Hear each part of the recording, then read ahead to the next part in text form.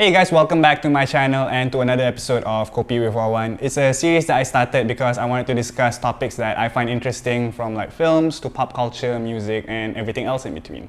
Now this is a special episode where it's in collaboration with the Skinny Bakers, LETTERALLIGATOR, and Zee Avi. Now Skinny Bakers is an awesome company which sells cookies such as the movie theater caramel popcorn, and of course we have, the typical classic chocolate chip cookies. You can't go wrong with that. LETTERALLIGATOR, on the other hand, they produce really awesome and inspiring artwork like you can see over here. So if you guys want to find out more about our two collaborators, all of it's in the description box below. Just have a look and you'll find out more about them. Now the theme of this episode is on the song by Zee Avi, which is called Who Are You? Now the song is all about us embracing ourselves, our individuality and everything that's unique about us. So it's an awesome song. If you guys haven't heard it yet, please check it out in the description box below, because otherwise I'm going to be singing it here out loud and you guys don't want that. Today's guest is Sharina Shahrin, who is a visual artist and has produced many colorful artwork, and she's one of the many amazing artists who was featured in the music video. In this interview, we discuss things such as Sharina's work in trying to bridge the gap between traditional culture with modern and young people. This episode is shot on location at Sharina's colorful studio where her imagination comes to life. This is episode 3 of the Who Are You series with Sharina Shahrin. What was like a favorite line for you from the song? There was one line, I might not get it like word for word, but it said like fear is the future events ruined, or fear creates fear ruins future events. And I completely agree, because even just personal experiences, I think if I look back if I didn't take that leap, or if I did take that leap, maybe things would be different. So it's just I think we always have points where we don't do or we do something out of fear. Okay. So it was just I really resonated with that line. So what's a favorite bit you think that you took that leap?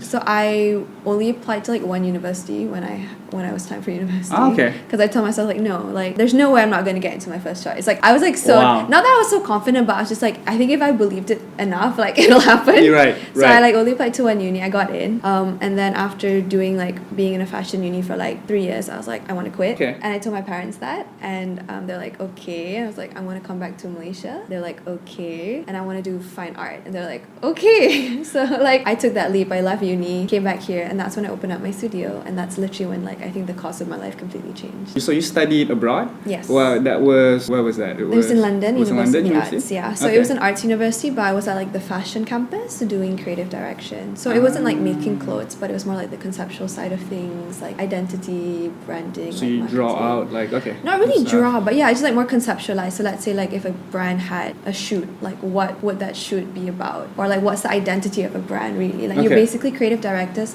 create the brand's identity. Okay. So you work with the designers and everybody so else. It was a collaborative thing, and it was a really good experience. But I realized fashion, I love fashion as a form of expression, but I think I cared more about art as a whole, as a form in itself. So it wasn't I wanted to study fine art because I think I didn't want to restrict myself to just clothing or this or that. So that's why I wanted to switch. And that's I think when I took quite a leap in terms of what I was studying, my career and everything. Yeah. So you were nervous when you first decided on that? I don't know if I was. I think I was so convinced with myself. I had conviction when I did it. So maybe that's why my parents were really okay with it. They were convinced by my confidence. Right. But I mean, obviously, I think you always have moments of being fear, you have fear, but sure. It's either you let it overwhelm you, or you just let it exist in that space and just kind of ride with it, because you're not always going to be confident. Right? But it's okay to have fear, but you can't let it overwhelm you, overpower right. your actions. So do you think fear is something that, I don't know, it gets to us in trying to define who we are? Of course, and that's the thing. I think fear runs a lot of people's lives, which is why that line was I think really important for people to hear. Right. Because at the end of the day, honestly, life's too short. So to be dictated by fear. To be dictated by fear. Yeah. It's alright to have it. Well, whether your own personal fear or society's fears or your parents' fear. It's really so I think it's important to just have your own conviction and just run with it. So you've gone down that that non-linear Asian path, I feel. Yeah. So your parents were they okay with that? I think my parents have always been very liberal and very supportive of what we do, because I think they know themselves when they see us grow up. If you support your child in what they're really passionate about, because that's where they thrive. They're not going to thrive in an area they're not passionate about, right? Right. That's why most people now they don't pursue their actual degree. Right. Right? So I think from my parents' perspective, it's like, why don't we just like support and like in this very like nurturing years where they can really thrive in something that they care about because the intention is there. Supportive parents, yeah. That's a really key in having that bit. Yeah. I think either like not your parents are not always going to be 100% supportive. No, of course. But then you also have to convince them, right? Like it's our job. Let's say if you really want something, like you have to show like this is my plan. This is how I'm going to be proactive about it. And that's what I did. Like I told them like I want to quit all of this stuff. I want to come back to Malaysia, but this is kind of like what I want to do. But why Malaysia? Why did you want to come back? Because I know so many people who wants to get out of the country. Of course. You know, so it's interesting to hear somebody who decided like, no, I want to come back to KL. And like, you know. So because like my background, like I never grew up here, but when my parents moved back, and I think like it's hard because I think if you've ever been like a third cultured kid, which means like you move around a lot, like it's always really hard to find like your grounding of like who actually am I, like who do I connect to, like what identity, what like cultural identity do I resonate the most with, because you're exposed to so much at such a young age. I've always felt like Malaysia was my home, but like I didn't feel like I belonged here yet. So I think I wanted to come back to just kind of like find my footing and see if this is the place I can really call home after all these years. And also it's the community I wanted to help the most with, because I felt like especially in the art field, like Malaysia was we weren't very exposed to it. Our understanding of art wasn't there yet. We don't have a lot of art education. So I think that's why I felt like maybe I can like kind of be a piece in that puzzle.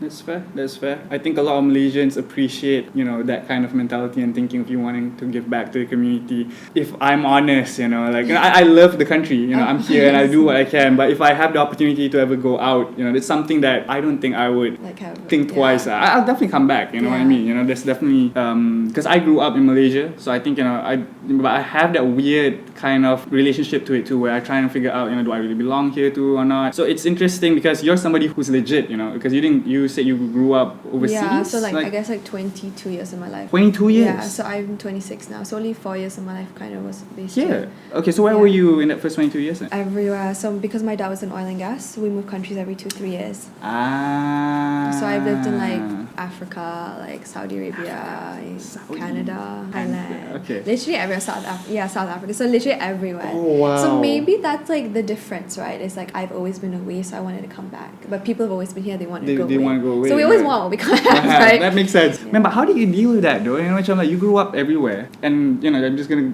touch a bit on like the work that you do, because you're like, look, you know, the way you're dressed right now looks super traditional and yet modern at the same time, where I don't see people going out like dressing in batiks and stuff very often, you know. So how did that, you know, like how did link to home was still very strong even if you... I think because my mom, I think having her as an influence in terms of like, she's very patriotic in the sense of just like she's a purist in terms of clothing, and so I think she's always instilled this idea like it's very important to know where you come from, especially growing up where we didn't know, we always like blurred the lines of like who we were, like what we connected to, but my parents like I never forget like where you come from. So like even for my graduation high school in South Africa, like I wore a kabaya for my graduation. Oh. Yeah, so it's just like, you know, it's figuring out ways like how do you connect back to yourself, and it's like that's what you try and navigate when you're young. Right.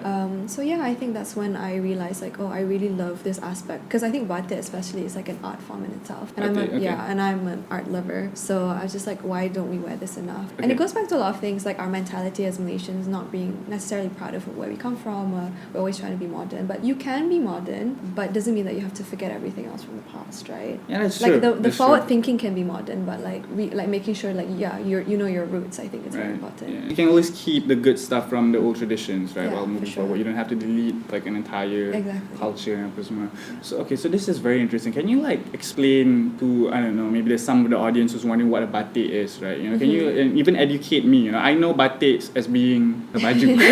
That's as far as my knowledge goes, you know. But if there's anything deeper that goes into, you know, so like batik has we have such a rich history with it, and obviously we have influence from like Indonesia and India and everything. But back to India, because batik has a lot of India has a lot of batik. So batik in itself is like a resist wax technique. So you create a design with wax and then you dip dye it, and then that's how the process is. That's just like the technical side of it. But in Malaysia and like most other countries, there's so much history that goes behind like the design itself. So like the motifs has stories, has meaning, and I think that's what's amazing. Like each state would also have their own kind of style and take on it as well. So in itself, like you can look at like textile is like a peek into history, which I think a peek into history. I like that. I really like that. Yeah, so it is, and I think that's what I kind of really resonated with batik specifically. specifically, because we have other things like songkit and like more traditional textiles, but I think batik for me is like I always resonated with it because like first the color, like visually it just looks so striking. Like I've always thought it was amazing, and yeah, I think the history behind it and just the fact like you're literally wearing a piece of like our culture physically, right? Wow, Which I think is a very interesting which I think way it's important to like, you don't have to wear every day if that's not your thing, but course, like I had a batik themed birthday party once, and batik themed birthday. That's the first. I don't think I've ever and this heard was of like I think anybody. like 4 or 5 years ago, and a lot Nice. of my friends were like, I have nothing batik, and that's when I realized I was like, what? You're Malaysian, how can you not have anything batik?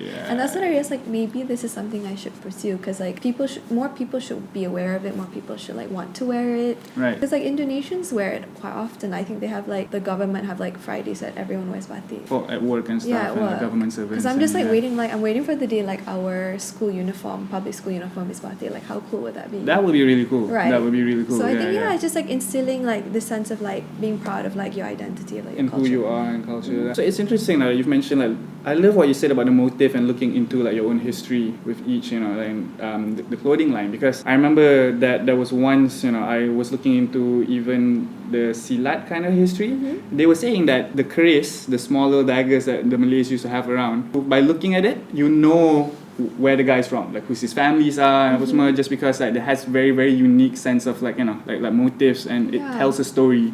In a sense. So would you say a batik, each individual batik is also like telling a story? Yeah, or in like a way, even how you wear it. So sometimes let's say like the way you wear it can even signify if you're single or married. Oh really? Yeah, so it's all these like really nice, there's these really nice nuances. I had no idea. Yeah, that's, like, I didn't know, but my mom told me about it and stuff like that. So like that's what I mean. That's why it's so important to, I think, to like embrace and even just like ask like your parents or grandparents stories, because like it's literally so inspiring. It's inspiring, and it's also like being a bit more connected to like where we come from as like Malaysians, or for us as Malays, right? Right. To just knowing all these little pieces, and I think it's really nice and very endearing to know, because like if it's not passed down, like our children might not know all these like really nice stories. That's always just like been given by word of mouth, right? Like that's the best kind of stories, right? So oral tradition was a big part. Yeah, oral of, tradition. like, I think, especially for us, like I think it's a huge part of our culture. In the spirit of who are you, I suppose, I kind of want to ask you though, are you a cookie person? You I'm are. a dessert person in general. You're a dessert person in general. Oh, A sweet okay. tooth. Okay. So then you're in luck, right? In this episode, you know, we've got the Skinny Bakers who's offered us some pretty nice flavors. Yeah. So that we got movie theater caramel popcorn. Are you a movie person too? Yeah. You are? Okay. So maybe you can give this one a try and see. So you're a movie person. Have you ever seen Nacho Libre? Yeah. How do you find that movie? It's insane. It's like, I think, especially the time it came out, it's just like, I was like, what am I watching? I'm so young and I'm watching this, but I think it's great. For those of you guys who are not sure, Nacho Libre is the best Jack Black movie of all time.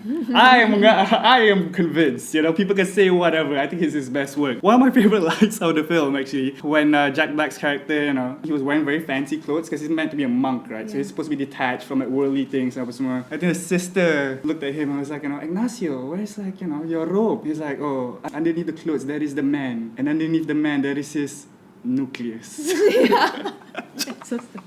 It is so stupid, but I love it though. You know where he's going with that, right? The whole like, you're more than your clothes. Yeah. With it. So I'm just wondering, right, you know, just to tie that back in, what we were discussing earlier, and clothes being a part of our identity. Where do you kind of like find the balance between the two, I suppose? You're given different ways to like express ourselves, right? And the easiest way is like through your clothing, and that's like kind of the route like I like to take, because I think like it speaks volume in like what you care about, or like who do you want to be as a person. Like I don't think if you're a loud person, like you love patterns and colors, like dress like that. But if you're more of like a recluse, or if you're more like a minimalist, like dress simply. And I think it's nice that you can kind of gauge how people are by what they decide to dress. Really? Yeah, in a way, you can. You can. I mean, like you shouldn't judge people, but I think it's just like it's like an identifier in a way, right? And I like people expressing themselves. I'm always a big advocate for people to just like be who they are, and like don't let society like dictate how you dress. Because like, you know, going to London and studying that, it's like people really go all out, and it's amazing. I love to see I love to see it, like people dressed up, and all, like most of the guys in my class were wearing like heels, and I was like, I don't even wear heels to class, you know. It's a fashion uni, right? So it's like an art uni, like literally people would just be like dressed however they want to dress, and it's great. I think seeing that at a young age, like it really encourages you to be like, you know what, like let me be who I want to be and dress how I want to dress. And I think That's especially in Malaysia, like I think we're so caught up in like what other people think and what people will say, that a lot of the times I feel like people are not daring in how they dress and how they really want to like express themselves. themselves. Yeah, but I think that's probably because there's a stigma, right, in the country. Yeah, for sure. Yeah, like I think because like in London, I think if you don't stick out, you're boring. So it's just like it's like the complete opposite of here, where you don't like people generally don't want to stick out, and if you do, like people always say like the criticism is always there. So I think it really prevents people from expressing themselves. So you've been here, you said about 4 years, right? The first 2 years you were away. Did you experience any bullying when you came back in any way? You feel? I mean, I was in standard 1 here. I remember like I only had 1 year of experience in public school here, and I didn't speak Malay very well or at all. And the bullying was there, and I would like sit by the longkang with my sister to eat lunch. It was really sad. It was really sad. Just because we couldn't really communicate with people, and it was, and I think it wasn't bullying in that sense. In terms of like people weren't like harassing me or anything, but I think people just don't like anyone that's different here, or like we're not used to seeing people that are different, which is the complete opposite of my background, where literally everyone you meet is from a different country, a different religion, like, and you're used to seeing the difference, and it's okay, it's part of like the experience of life. But I think here, like we don't like things that are different, and we're quite afraid of it, or we're not as receptive to it. Right. Well, why do you think that is though?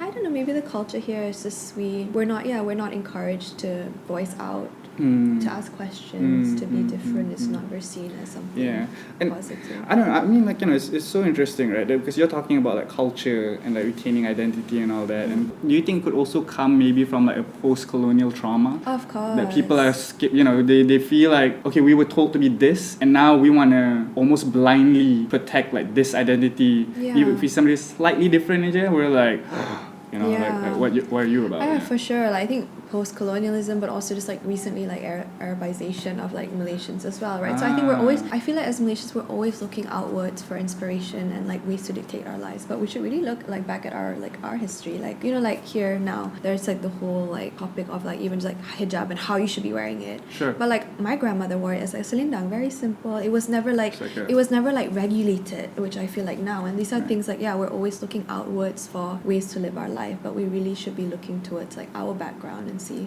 culturally like where and how do we fit in, how we fit into it, because we're not like Malaysia is not like the UK, we're not anywhere else, like we're not anyone else, like so we need to try and navigate through that and see how we can use our history as like practice for today as well. Okay, that's fair. Do you think there's also like maybe an extreme on the other end where we're also a bit too westernized? I think maybe our generation I think maybe our generation. As I said, because I think each generation is always looking outwards for something else. For something else. I find it interesting that you brought up the hijab, right? Because you mentioned that you've traveled around quite a bit in Africa and stuff. And I guess that maybe a lot of Malaysians don't even realize that you go to different parts of Muslim countries, people would wear the hijab differently. Because I remember even in Spain, they wore it, it was very uniquely a Spanish type of hijab. And I'm thinking to myself, like, holy, I've never seen anything like that. That's pretty cool. Like even North Africa has like their own way of wearing it. And like you would see people going to the mosque, and like here it's really strict. Like you have to wear like the tilako. Everything needs to be covered. Otherwise it's like, it's not valid, right? But like growing up, like you would see like, people just really just covering themselves, maybe not the way you're used to, and that's okay. And I think it's just like the more we expose ourselves, the more we are going to be accustomed to seeing like new perspective and gaining that, and I think that's very important. Like, but we ourselves need to be open like to receiving new things, and I feel like maybe as Malaysians we're not as open to receiving, so maybe that's why we're not very good in responding to something that's different. So but where again, but I mean there's the other conflict. I find that if you're too open to stuff as well, then people can constantly tell you, this is who you are, this is what. How do you find that balance, though? Because if you ask me, you look like somebody who is like the definition of a traditional modern person, if that makes any sense at all. You know what I mean? Like, because you've clearly traveled, but you're rooted to your culture, which is home Malaysia and stuff, which is something very rare. But at the same time, you're very outward looking juga. And where does that confidence come from on your end? I think I'm very in tune with myself. Like I'm really guided by like my intuition, and it's like being aware of yourself. I think self-awareness is very important. Okay, right? self-awareness. So like, right. yeah, knowing who you are, or like at least what you stand for, I think is very important. And I recently talked about this. I had like a TEDx talk like this week. Oh, really? Last week, sorry. Okay. And one of the is points... is there any way we can find it? Yeah, I Like, think so. It it's should be online? online somewhere. Okay, I'm gonna put it on like the link down. Yeah. But I talk about like for me and what I do is like it was important to like find my voice and find ways to amplify that voice. So it's like you need to know like what you stand for and like the message that you want to put out in the world. Within if it's a personal, if it's a professional, like you have to know your voice is very important. And then the next step is like figure out ways how you can amplify that voice so people know who you are, what you represent, what you stand for. And I think along the years that's kind of like what I figured out. Like that's why coming back and like all these different pieces of the puzzle in terms of work and like my art and like the community, my identity, like it was all like a learning experience. But like once I figured that like that big chunk, like I don't have it all figured out yet, but a big chunk of it, it was really easy to just like amplify that outwards. But it's a lot of inner reflection and like retrospect. Like you have to really be aware of like who you are inside first. Like be in tune with your emotions, how you are. I know you're like Yoda. You're like Yoda-ing me. I know. Right I don't now. know if it's I'm like just like how do you even start? How do you even start to like self-reflect and go deep inside? Like yeah, I think what does that even look like? I think you see like mirrors of yourself. I think you have to be comfortable with yourself first. I think a lot of people aren't. Like I used to go to concerts by myself, travel by myself, and I think they say like if you're not comfortable with yourself, like you're not in good company. So like you yourself have to be so like comfortable with yourself and like what you stand for, how you think, and then you can be also like of benefit to other people, right? That's okay. Yeah, I really so I like think that was something like I started when I was in uni, maybe like a lot of alone time. I like to be alone. I like my isolation, so I think that gives you also just like a lot of time to like reflect and like what you want to be, like your goals, like what you want to achieve, like who do you want to be as a person, what do you want to contribute back to. Who do you want to be? That's like, really sometimes interesting. it's you may not like who you are now. Like, that's fine. Sure. But like, okay, what is the next step? Like, who do you want to be? What is like this? What do you want to project next? And I think that's like important because it's always about like growing, right? You're never going to be stagnant. Yeah. I think you're either moving forward or you're moving backwards. Yeah. I think nobody ever just stays like in one spot. And I think that's important today. Look back, look forward. Like, are you happy with who you are now? I think that's important things to ask yourself. Sure. Of course, yeah. Those are tough questions. It's tough, and I think sometimes you don't want to know. Like, you don't want to answer. No. I think nobody wants to talk about these things, because it's scary. It's scary to look at yourself and realize like maybe this was like my fault that I'm in this position. I think it's always being accountable for yourself is important. It's important. Yeah, like you're not going to be perfect. You're going to hurt people. You're going to hurt yourself and stuff. But being accountable for that, I think it's important. I think that self-awareness is kind of the theme. It's the theme that you go back to. What I find when you mention about like self-awareness and this finding yourself and all these things, and I feel like a lot of young people are probably looking at somebody like you and they're looking for inspiration. Yeah, so I don't know if you had a chance to talk to any of them about this, like what exactly would you say to anybody who's like trying to figure out themselves? I mean, it's hard because like people like use the word like role model a lot, and I think there's a lot of like stress that comes with that because like I myself, I'm trying to figure the whole process out of life as well. So I think it's just being really like transparent and being very real about like your struggles, your achievements. And I think at least for young people, like if they because I do a lot of workshops, right? So I come across a lot of young women especially who are like figuring out things in their life, like what do I want to do, is this the kind of direction I want to go. But I think it's like regardless of whatever you're passionate about, it's like really figuring out like what is it that you want to do and why. So it goes back to like intention, because like, I think that's something that's always ingrained with my parents. They let us do whatever we want, really, like whatever it is, but they like make sure your intention is the right place. So like your niyat, right? Like it's so important, I think, from a religious perspective as well, right? Your intention is very important. So I think like whatever it is that you love or you're passionate about or you want to pursue, you need to just ask yourself why. And once you can answer that question, it's easier to see how that can guide you into whatever it is. Okay. Yeah, so it's and I think that's like a very simple way to just kind of like, if you ever thought between like professional or career, like what you want to study, it's like the next one. Yeah, it's the next step. Yeah, so the thing that I also really like what you mentioned is that you finding your voice, and you're mainly a visual artist. And when people think of finding their voice, they think it in a very literal sense. They think, like, I need to like be a public speaker or something.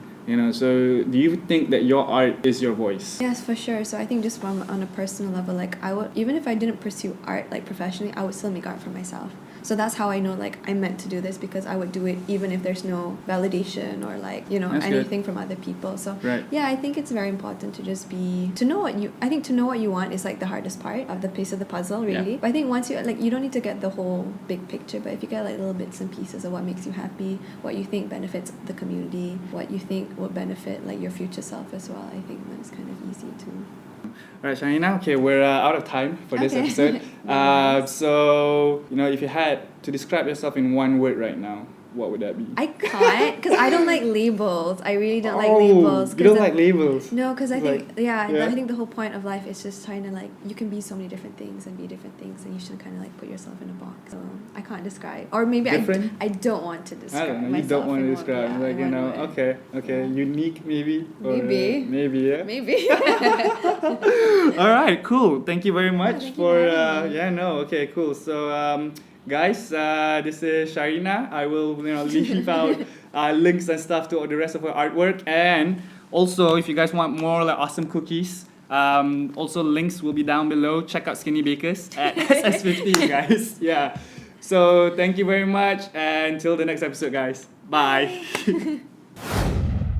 Hi guys, the series of podcasts is brought to you by collaboration between me and the Skinny Bakers. It's to promote positivity and love for yourself, and also delicious cookies. So who doesn't like music and cookies, right? Don't forget to check out the Skinny Bakers with their new flavors, French butter cookies, sea salt pistachio, their bestseller salted caramel chocolate chip cookies, and my personal favorite right now, fruity pebbles. But hang on tight, guys, because Skinny Bakers and I are going to come up with our own special flavor that's coming soon. So watch this space. All right, till then, see you guys.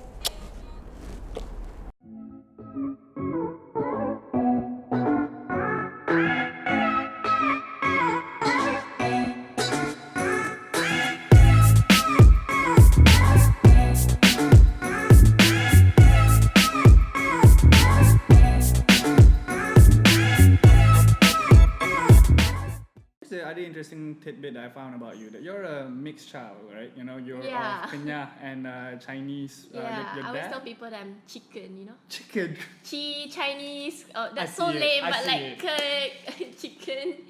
But yeah, that's really Chicken. lame. I tell that lame joke everywhere, but yeah, I'm very proud to be That's like a new both. one. That's a new Yeah. one. I've not heard that one yet. You know, I've heard Chindian, I've heard